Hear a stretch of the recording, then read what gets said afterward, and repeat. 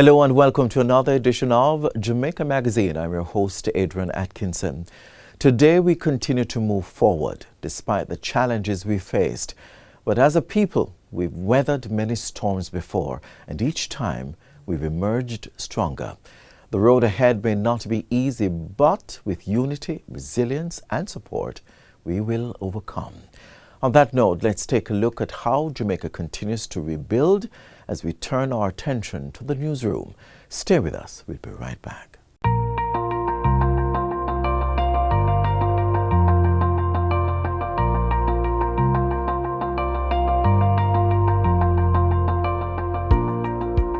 This is a crisis, and it is one thing that we must never do, is waste a crisis. The other word for crisis is opportunity. And this is an opportunity to make Jamaica stronger.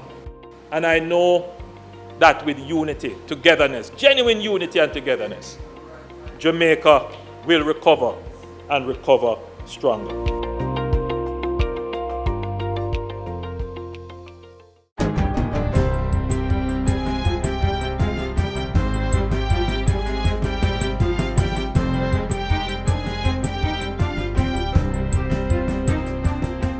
Good day, I'm Theodore Henry, and this is your JIS News for Friday, November 7, 2025. The agriculture and fisheries sectors are estimated to have suffered over $20 billion in losses from the impact of Hurricane Melissa. Technocrats within the Ministry of Agriculture, Fisheries and Mining say the final figures are expected to rise as some severely impacted areas remain inaccessible. The preliminary figures were disclosed in a statement from the ministry Thursday evening. Portfolio Minister Floyd Green is describing the situation as catastrophic.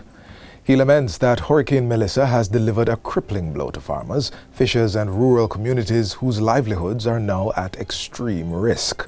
Early reports indicate near total devastation in key crop lines, including an estimated 90% loss of banana and plantain and significant destruction across vegetables, tubers, particularly yam, and fruit trees.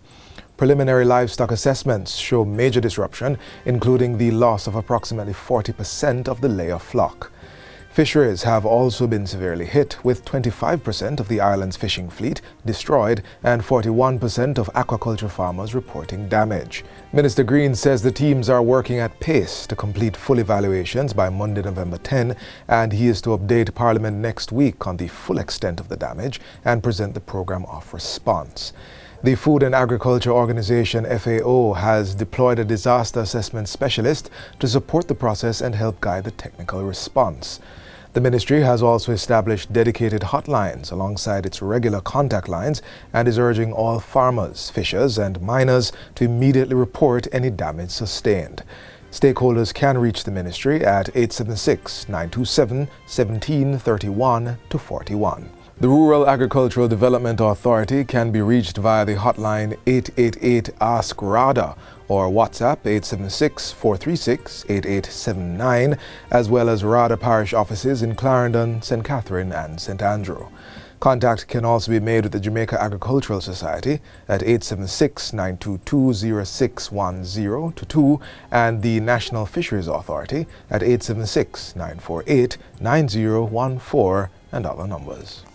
The Ministry of Labour and Social Security is reporting that a $2 million line of credit has been allocated to each parish to prevent relief stock shortages following the hurricane. Portfolio Minister Pernell Charles Jr. adds that 33 vehicles have also been designated to support last-mile deliveries of relief supplies to affected communities. He says the ministry has developed a strategic roadmap for recovery to guide operations over the next 14 to 30 days. This includes completing a verified household registry with vulnerability tags to ensure that support is distributed fairly and efficiently. Other priorities include sustaining relief efforts and continuing deliveries to hard-to-reach communities and providing temporary shelter solutions, including large tents supplied by partners. The next step is transitioning to early recovery through targeted cash and livelihood support in collaboration with ODPEM and the Ministry of Finance. Public information and grievance channels are also being maintained. Persons who have not yet received help are urged to visit their nearest parish office when it is safe to do so, or contact the ministry's call center at 876-922-8000 to 13. Access has now been restored along key transportation corridors across the island, reconnecting Ocho Rios to Port Antonio, Morant Bay to Kingston, and Mandeville to Black River, extending through to Negril and Montego Bay. Minister with Responsibility for Works, Robert Morgan, is reporting success in creating a corridor for persons to be able to bring relief supplies, particularly to the western parishes severely impacted by the hurricane.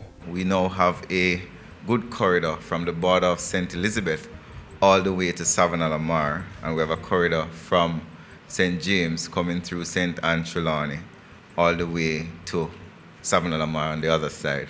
Mr. Morgan adds that work is also actively being done across the island to clear several roadways. These include Vauxhall to Arcadia, Mountainside to Malvern, and Newton to Magotty. Most of the challenges that we face in terms of opening roads is flooding, significant landslides, and in some cases, falling trees. We are working with the Jamaica Public Service Company. We have worked out an arrangement where on a daily basis we are engaged with them in a meeting where we are clearing and there are JPS poles. We work together to remove those poles or relocate them. The National Water Commission, NWC, is reporting that temporary restoration to the Great River water supply system is expected to be completed by this weekend. The system, which was destroyed by Hurricane Melissa, provides water to thousands of residents across St. James, Hanover, and Westmoreland. Acting Corporate Public Relations Manager at the NWC, Delano Williams, tells JIS News that 150 feet of pipes from the raw water intake into the plant was destroyed. The displacement it causes that we are unable to run the pump, and so we cannot supply our customers regularly, hence a number of interim measures are now in place. From the St. James side, we are utilizing our Reading Spring and Catherine Mount facilities. On the Hanover side, we are receiving intermittent supply from the Logwood system, which is serving sections of Lucy and environs, and we are trying to supplement with some trucking as well. He adds that while this temporary restoration will aid residents through the hurricane recovery period, plans are afoot to have a more permanent structure built. What we intend to do is to have our engineers look back at the entire design and come up with a more permanent, more resilient infrastructure that, should we have anything close to this level, again, we may be able to stand up against it. And so the emergency work now is targeted at the preventing any kind of significant fallout in health and sanitation. And it's crucial that we therefore push ahead to complete the temporary works as quickly as possible. Hence, we're targeting this weekend. The Water Resources Authority, WRA, is reporting that the flooding affecting sections of Content in Williams Field, Manchester, is due to a significant rise in groundwater levels in the local aquifer system. Managing Director of the WRA, Peter Clark, tells JIS News that the authority is monitoring the situation closely, but stresses that this is a natural phenomenon that is expected to continue until groundwater levels stabilize. If it becomes a case where the groundwater, the water that's soaking into the ground, is more than the rate of flow of the groundwater can accommodate it, then instead of flowing away, it rises. All right? So groundwater doesn't flow as fast as the river water. So while you see rain falling and the river is a raging torrent as it goes downstream, your groundwater moves a whole lot slower than that. The rise has occurred as the country received heavy rainfall before and during the passage of Hurricane Melissa. Data shows that the surface flooding comes from the active upward movement of water through a nearby sinkhole. In this case, we have determined that it is rising up through sinkholes that would normally take water away, but it is now using the sinkhole as a conduit to rise up through the sinkhole, like the upward motion in a funnel, and then now spilling over into the whole area and causing a problem. The WRA has installed a flood gauge in the area and has begun routine monitoring of water levels. Assessments have also begun in the Comfort Hall Evergreen areas of Manchester, where groundwater has historically risen and caused property flooding. Energy Minister Darrell Vaz says the national fuel supply network is stabilizing rapidly following disruptions caused by Hurricane Melissa. He reports that full service resumed at West Indies Petroleum Limited as of October 27 and that most gas stations in Western Jamaica are now reopening.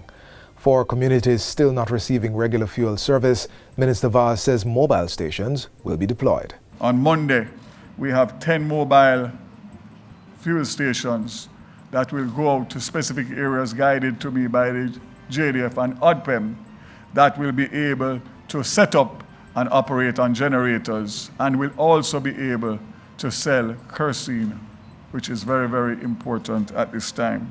As part of the post-hurricane response, the National Health Fund NHF has been deploying its mobile pharmacy units across several hard-hit parishes, including St. Elizabeth, St. James, Westmoreland and Hanover. This is to ensure continued access to vital medications for people whose access to fixed health facilities may have been disrupted by hurricane damage, flooding or road blockages.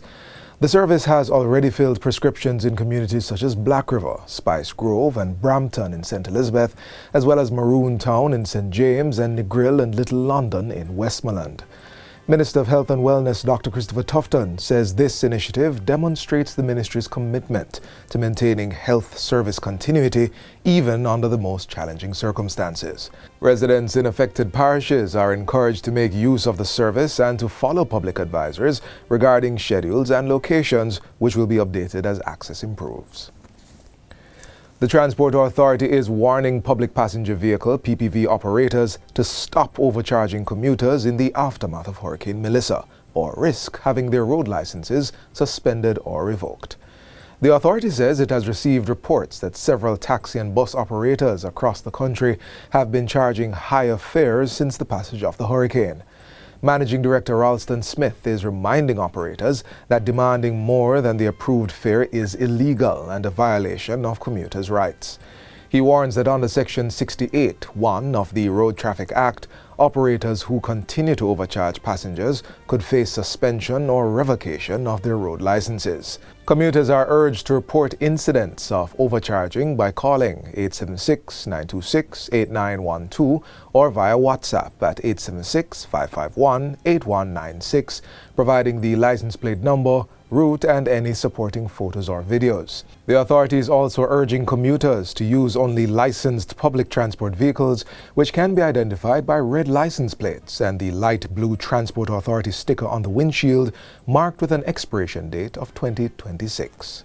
Minister of Culture, Gender, Entertainment and Sport, Olivia Grange, says the launch of the National Register of Volunteers is part of the government's broader plan to streamline disaster response and harness the skills of Jamaicans at home and abroad.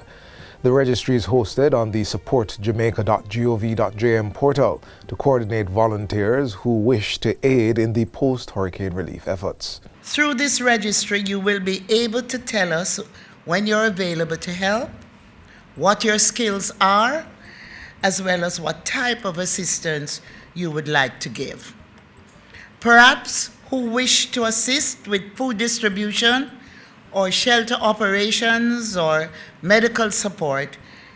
Maybe you want to help with cleanup or counseling, transport or administration, whatever your skills are, however you want to help. Just tell us when you sign up to the registry. She says the Common Vulnerability Scoring System, CVSS, and other non-governmental organizations have also been invited to sign up on this portal. So we'll have a joined-up, seamless approach. We will reduce or eliminate duplication and ensure that we get help to those affected by the hurricane. And finally, the government is set to launch a national cleanup campaign as part of efforts to revitalize communities dealing with massive amounts of debris following the hurricane. The initiative will be coordinated by the National Solid Waste Management Authority, NSWMA, with support from several public sector agencies. These include the National Works Agency, the Social Development Commission, the Tourism Product Development Company, and the Ministry of Education. Minister of Local Government and Community Development Desmond McKenzie announced the initiative earlier this week. The purpose of the cleanup, ladies and gentlemen, is for Jamaicans to participate in this national cleanup exercise that will take place right across the country in every communities. And this will be a call for national duty, for national response. Speaking in Parliament on Tuesday, Prime Minister Dr. Andrew Holness added that members of Parliament would be called upon to play a critical role in mobilizing residents for the week of cleanup. He also disclosed that a small stipend would be provided to volunteers assisting with the effort. We will provide a stipend to assist the restart of economic activity through the cleanup. But it does require, however, value for money. And that is why we're going to need the MPs there to ensure that we get the value for money. And I think that is only fair. And that's it for JIS News today. I'm Theodore Henry. Thanks for watching.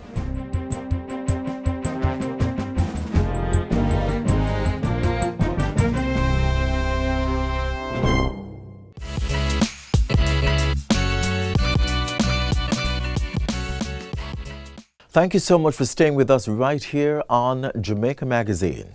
As we continue the rebuilding process, let's hear from an expert on how we can construct our homes safely and smartly in a tropical environment.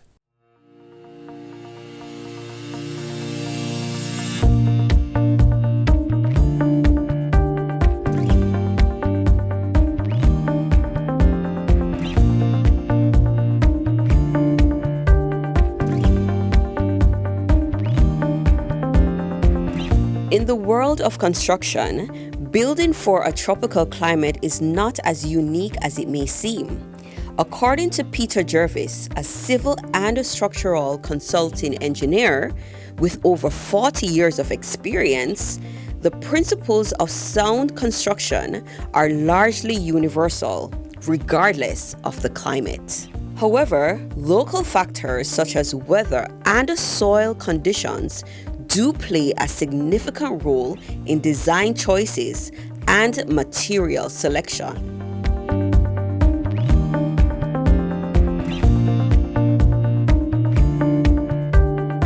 One of the first points Mr. Jervis makes in our discussion is that not all buildings require oversight by an engineer. Residential homes of 3,000 to 4,000 square foot or less need not have a design document by an engineer, but it ought to at least be approved by the parish councils. Larger fancy homes generally are more than 4,000 or 5,000 square feet, and those have large spans and big openings. They've even moved to 10-foot high doors these days, you know, in the new modern styling. They ought to be designed by an engineer.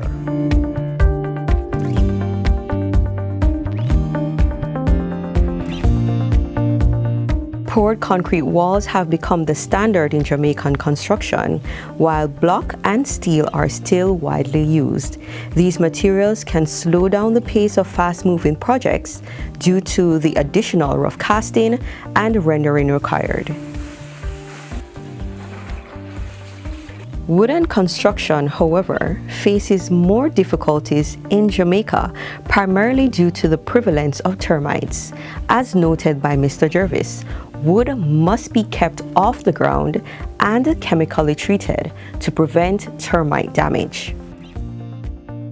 We can use steel stud framework, steel framework and studs, you know, those little light gauge profiles that are used to hold drywall and cement board. You can build with that. That's good. And if that's properly braced, it's resistant to everything. Water management is a critical concern in tropical construction, particularly in regions that experience heavy rainfall. When water blows on a wall, it runs down and goes in wherever it can. So the porosity of a wall can only be protected against with latex type paints. And you should paint your windward wall every 5 years, because basic emulsion paints break down. They become powdery after all the sun and weather. So urban situations, Havendale, the flatter areas, Meadowbrook, Previews, all of these semi-flat places will have water problems and settlement of their footings. Principally one, because they put flower beds against the buildings. When you mulch up and water and allow rainwater to settle against your building, it only soaks down. And it soaks through the backfill after you build the building. You dig a trench, put the foundations, bring up the walls, and then you backfill. If you keep soaking that with water for horticulture or poor drainage, underneath the footing gets soft and soil behaves like toothpaste. Squeeze down here, it's going to do this. So it squeezes out from under the footing and the wall settles. And all of a sudden your square window turns into a parallelogram and your grill can't open because you have that differential settlement. So that's one of the big hiccups. Drain your roof water away from the house by every means possible. Or dig a soak-away pit, much like what you used to do for sewage. building near the shoreline in Jamaica brings its own set of regulations and risks. First of all, legally, you're not to build within 150 feet of the shore. So those who build close to the shore have unusual and extraordinary privilege. Because KCC not going to approve a house within 150 foot of the shoreline. No parish council will, unless you have a particularly special resort accommodation. In a hot tropical climate, cooling becomes a critical issue for homeowners. Solar power is recommended as an efficient way to offset energy costs. Cooling is critical. If you want to use the old conventional sheet metal roofing, you should not have exposed rafters and sarking, because the sheet metal heats up that wood and that radiates heat all day into the night, like a slab roof. You should have a drop ceiling like this. You should have a ceiling, whether it's Solitex board or plywood or anything. That air cavity prevents the radiated heat from the sheeting from disturbing you in the house. And you should really have a vent in that ceiling space. With air conditioning, keep your unit almost at eye level. There's no point heating, cooling air above your head. A major barrier to proper construction for many Jamaicans is the lack of land titles. Nobody is going to invest on something that they're not sure of. So, it's best to start with a plan and a secure lot. Through his decades of experience, Peter Jervis's advice: invest in doing it right the first time. Proper planning, drainage, and engineering are essential, particularly in a tropical climate like ours.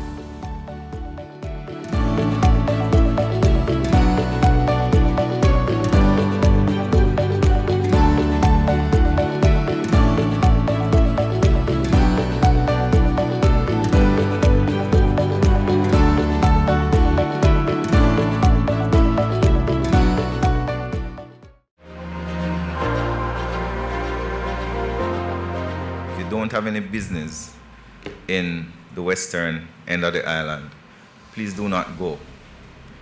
The traffic pileup is actually creating a risk to persons' lives. Our inability to efficiently transport relief supplies to the region because of persons coming out of their vehicle and sightseeing and doing selfies, as we saw over the last several days, is creating a significant traffic pileup. And if there is blockage in, let's say, Holland Bamboo, then the relief trucks cannot come out. During the passage of Hurricane Melissa, many Jamaicans were affected, some more than others. As the authorities do what is necessary to bring relief to those who need it most, let us consider the feelings of our brothers and sisters as we traverse this difficult time. The selfies can wait. Let's now take a look at the global assistance flowing in to help Jamaica rebuild and recover in the aftermath of Hurricane Melissa.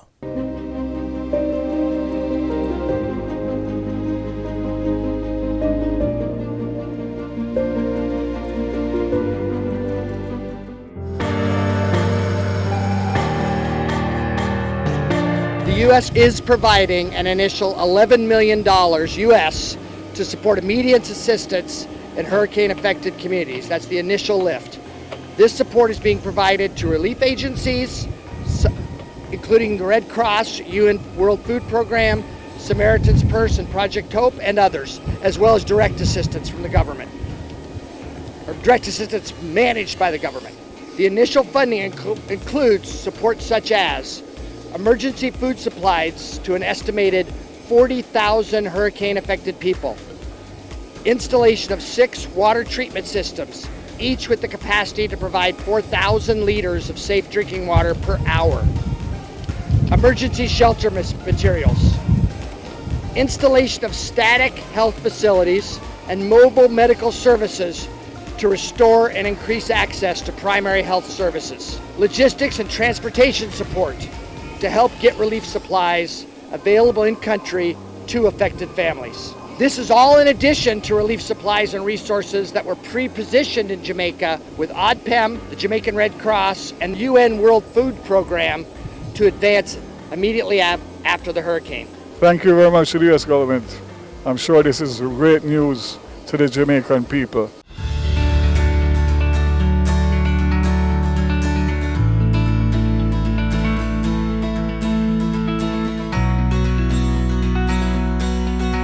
I express on behalf of Prime Minister Andrew Holness directly to President His Excellency Nayib Bukele, who has from the bottom of his heart and with the graces of God sent this excellent delegation of 300 persons from the firefighters in the health, from a medical mission, the civil protection, search and rescue, as well as the humanitarian aid organization and logistics teams, which will be deployed across the 13 most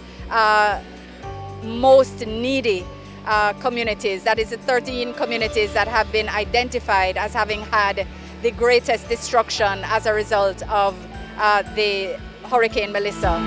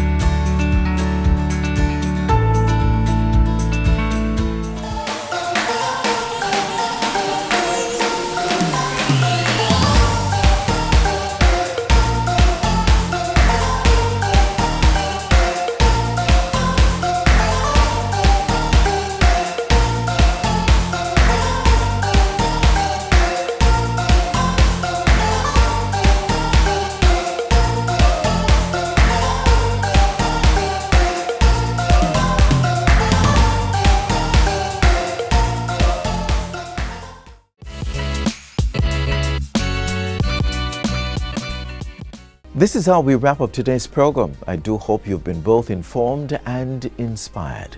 Do join us again tomorrow for another engaging and insightful edition of Jamaica Magazine. If you missed any part of today's show, no worries. You can catch the recap and explore more stories on our website at jis.gov.jm. Until next time, I'm Adrian Atkinson. Thank you so much for watching.